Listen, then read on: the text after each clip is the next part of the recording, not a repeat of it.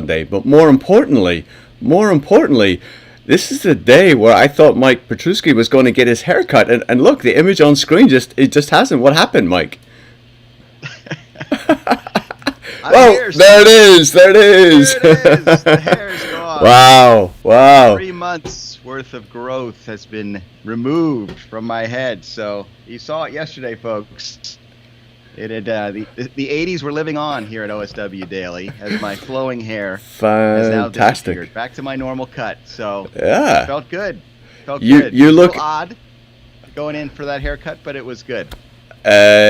We'll get to the oddness that you feel. Let's focus on your hair right now, because I know how much Sure, you love sure. you love us to do that. Yes, I do. But you look younger, you look thinner, you look healthier. It's amazing what a little haircut will Thank do. That's what I was going for. The younger, thinner look. That's Yeah, I good. feel like I lost 5 pounds off the top of my head. So You it's probably good. did with the amount of hair you had. Yeah. Again, it's a blessing and a curse, but no, it was an experience though, Steve. It was kind of that taste of what it's like getting back into living with COVID and going Yeah. back to some things that we just took for granted, going to get a haircut, going into a restaurant, going into our workplaces. And the first taste for me, really, I mean, I've been to the grocery store, I've ordered takeout, I haven't really done anything else besides those things. So this is my first interaction with others, and it was a very interesting experience because they had protocols in place, much like our workplace will have, right? And many of those out there listening, if you're already back to work and you have experiences, stories, what's working, what's not, I want to hear about that. And that's something I'll probably talk about on my live stream today at noon Eastern. Workplace Innovator live stream every Wednesday. But the experience yesterday, I had to wait for my hairdresser, and it is a woman. I go to a salon. I don't go to a barbershop, Steve. There's a lot of special needs going on here as far as my hair. It does not surprise me, Mike. It does not surprise me. But I had to call her. She had to come and unlock the door, let me in. I had to go through a screening process. They took my temperature. I had to fill out a questionnaire. Have I been exposed to COVID-19? Do I have any symptoms? Hand sanitizer, PPE. I had a mask on, and my hairdresser had a mask on. And I tell you, it was a good experience. Everything that could be done to make me feel as comfortable as possible in that setting was done. And although there was still that human interaction in a room for a half an hour, which you can't be 100% sure that everybody's germs are contained, or there's no way to do that. I felt pretty comfortable, and it's something that next time I do it, it'll be even that much easier. I think that's going to be the routine, is that we do these things once, and we go back, and it's easier the next time, and we get used to it. So Yeah. that's my experience, and this is the result. So no more Conan O'Brien for at least the moment. We'll see if the Conan look comes back at some point, but this is the real Mike P. No, that's great, man. It's great. And so, were you the only person in the salon at the time, or were there other customers? Yeah, this particular salon, there might have been others in it, but she has her own little room. So you walk into a big salon building, and each artiste, hairdresser, has their own little closed off, almost like everybody has a private office. It's interesting that, and think about it. So that you just said that, but if you have a workplace like that, where there are many still private offices, I see that being an easier transition back into routine than maybe where you had a lot of open spaces and you have to now partition people off and figure out how to keep physical distancing. So, but this was very much, but it was still two of us in the same small space. We were certainly not physically distanced while she's cutting my hair. It's like she's right there around me the whole time. So that thought crosses my mind, but it crosses my mind all the time when I'm in a situation like that. Mr. Germaphobe has always had those worries. So it's something we just have to learn to deal with and hope and pray for the best for each of us. And certainly I am thankful that I'm not among the most vulnerable, although I do have my vulnerability. Certainly it's something that is okay for me, where others, it's going to be tough. Some people may have to continue to keep that space or do it themselves and adapt, and many have. So the question around workplace, though, Steve, what was the day? I'm sorry, before we go into workplace, I have a lot of thoughts about workplace. I heard an interesting podcast about the future of work and the return to work that I want to share with you.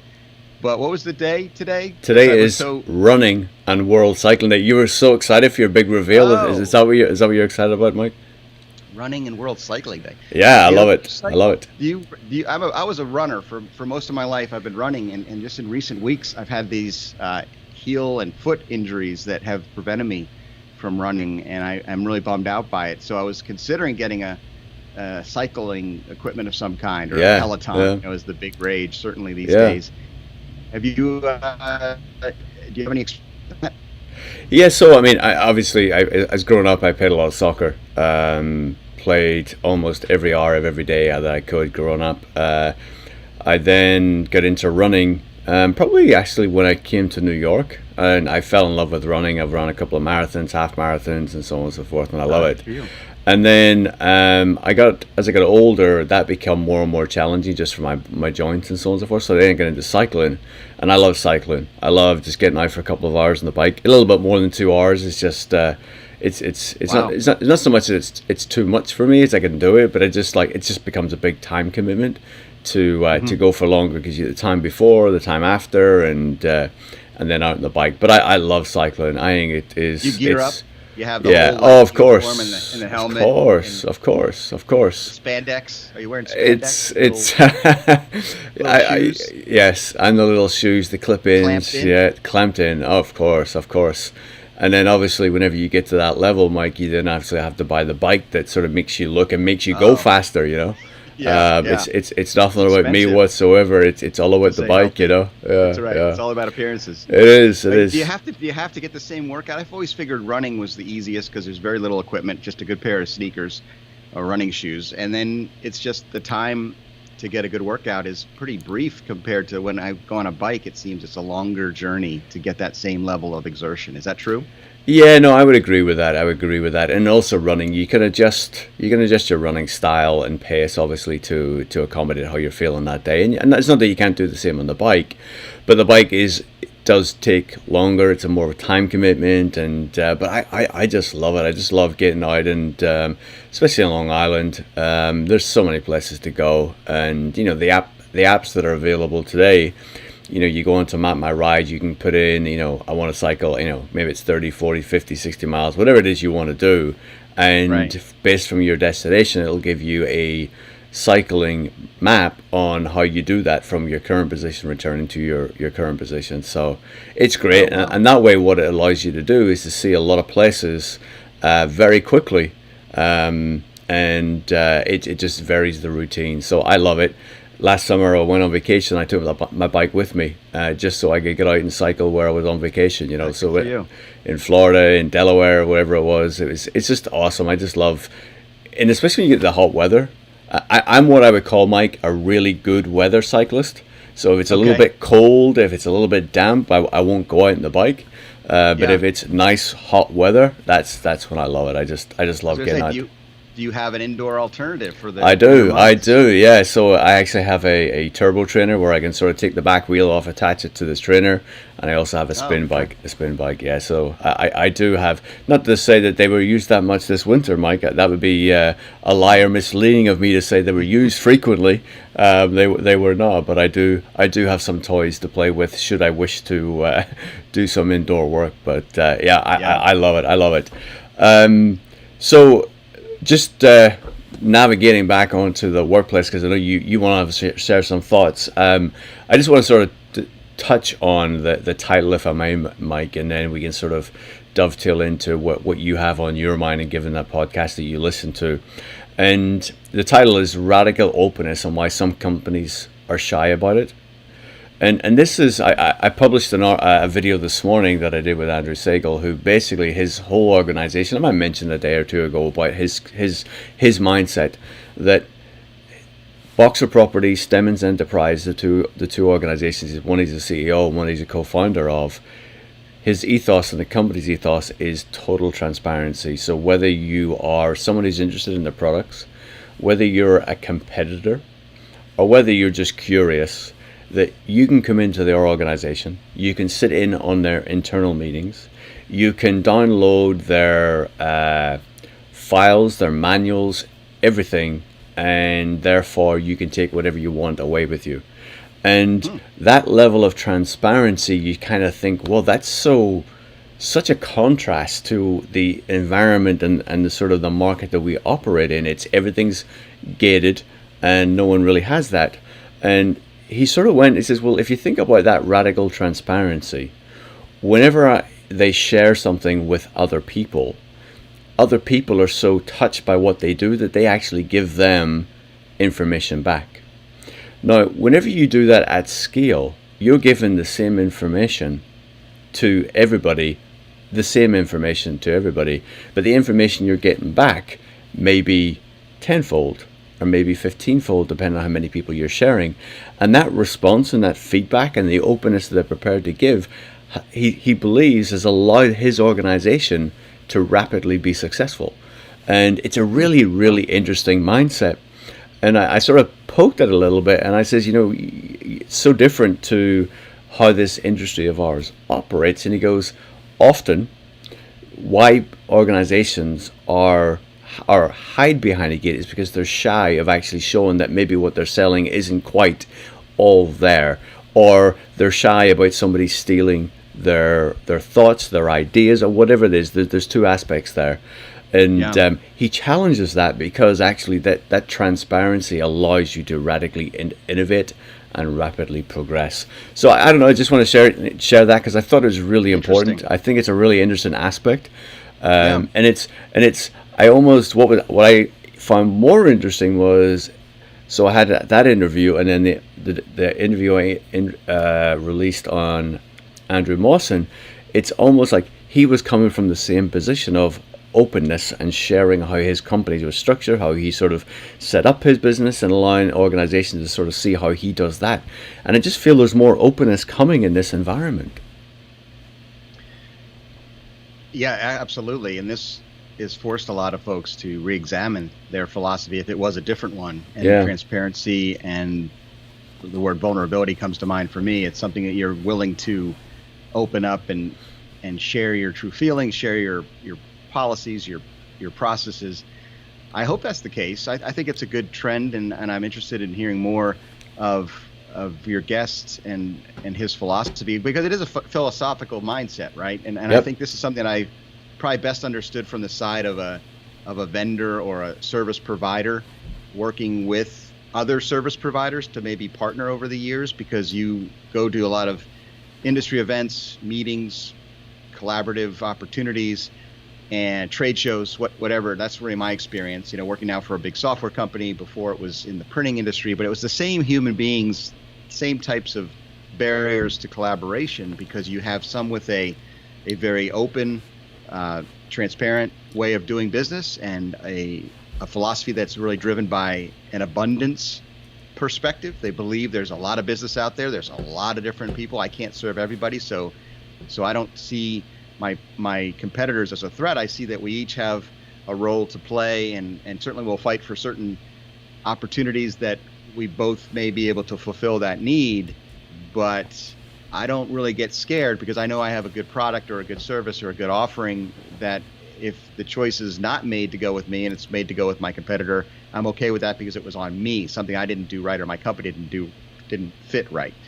There's another philosophy, and it translates probably to this situation, is this scarcity mindset. There's a scarcity. There's not enough business out there. We're all fighting for the same customers, and if I got to protect what I have, I can't tell you who my customers are. I can't tell you who my prospects are. I don't want to see you at those same events that I'm at.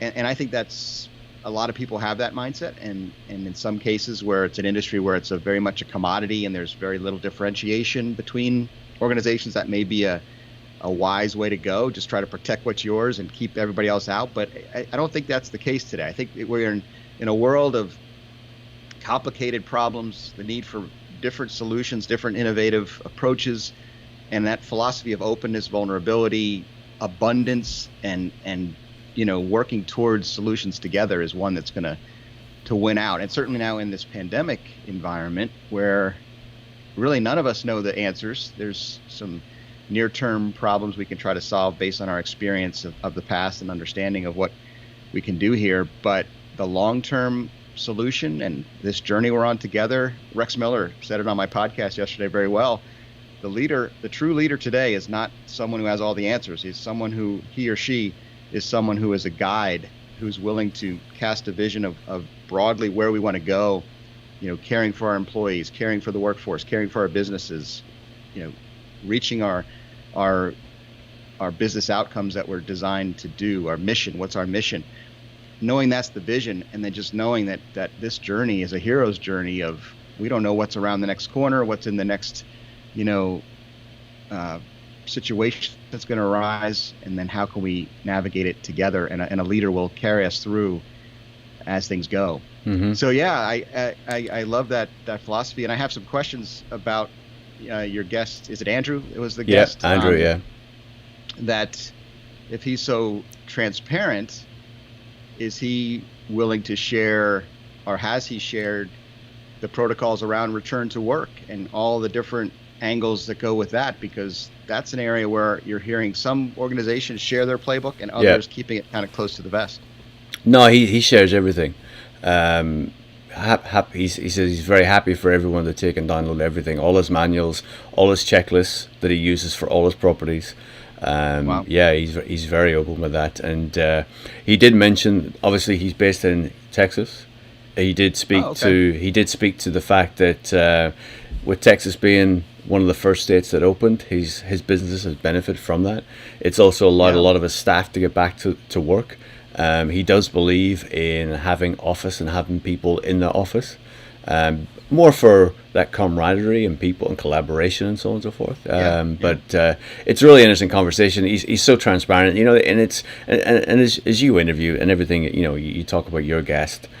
The empathy, the transparency, the amount they're prepared to share these days is fantastic. So it's just great to have the conversations and be able to bring the audience, these insights and these opinions, because we all have our own viewpoints, and it's important that we do listen to others and we allow that other information to provide us with a more informed mindset, so that whenever we're asked to express something, then we can sort of pull from different threads and different viewpoints. Sure.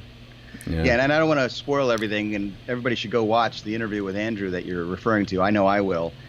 But is there anything you can offer as far as, did he have any experience so far with the last few weeks as Texas has reopened? And has he been successful in bringing people back? Yeah, no, he has. And he does share on the video that he's actually really surprised, one, by how many new leases he's done, two, how many retail tenants he's collected from through this time, and actually how buoyant the market is. And he's actually been able to go and acquire a couple of more buildings. So it's almost, things are progressing, things are moving for him, and it's fantastic. And it's interesting to hear the paradigm between how things are in Texas and how things are operating where you are and where I am in New York. It's just so different to sort of see those different experiences and how things are moving forward once actually are they location. Following the CDC guidelines? Yeah. Last week, one of your most popular videos, our most popular videos, I was on it, but I didn't contribute much. I'll give you the full credit for it. But the CDC guidelines, really were released last week, and you did a nice job of summarizing those as it pertains to return to work and workplace protocols, and that seemed to catch a lot of eyeballs. Is Texas following those CDC guidelines as far as you can tell, or is it more of Wild West? It's a great question. And you may know more because of your iOffice location, but we didn't get into that conversation, to be honest.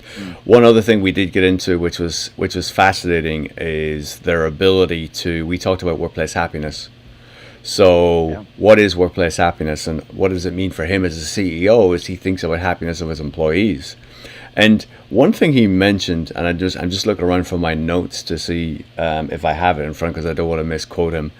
But in essence, it's no, I don't know where it is. But in any way, it's more of what he was saying was, it's workplace happiness is great, but it's more about being able to tell when someone's about to be unhappy, and how you can use AI to do that. So I know I lost you there for a little bit, Mike, and I'll just Yep. rephrase what we said.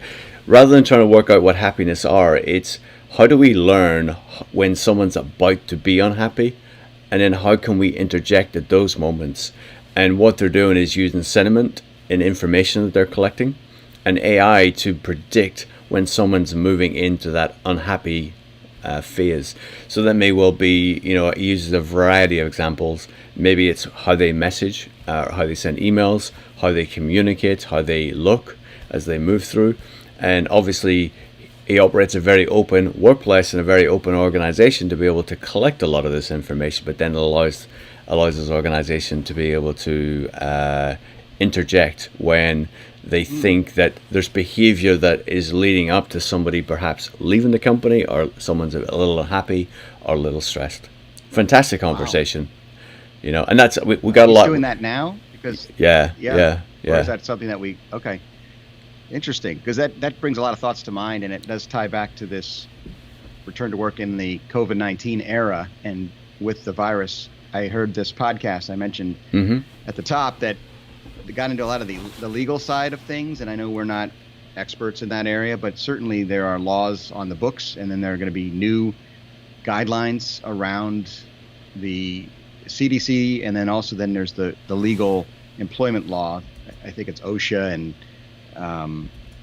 for occupancy or for safety issues, and then there's another acronym, another governmental agency that, again, longstanding guidelines that are in place for protection of people's rights and privacy. For example, like you can't, as an employer, they can't ask about our medical history or the medical history typically of those in our family, because there's HIPAA. Is it HIPAA?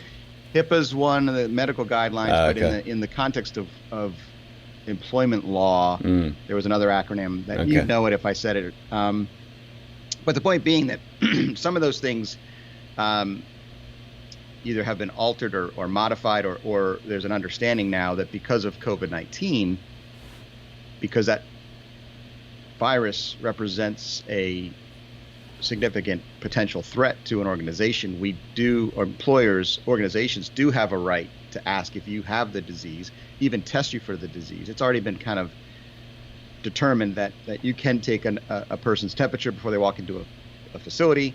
You can ask if they have been exposed to anyone with the virus. You can ask those guidelines. You can't say, does anybody in your family have the disease necessarily, pointedly.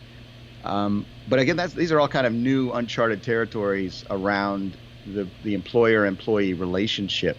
And that's where, again, we always come back, in my perspective, to trust and transparency and culture and leadership. If you've built those things up and you have that trusted rapport and you are all on the same page trying to get to the same destination, you may be more open about things than you would be if you distrust or have a lack of belief in the motives of those asking the questions.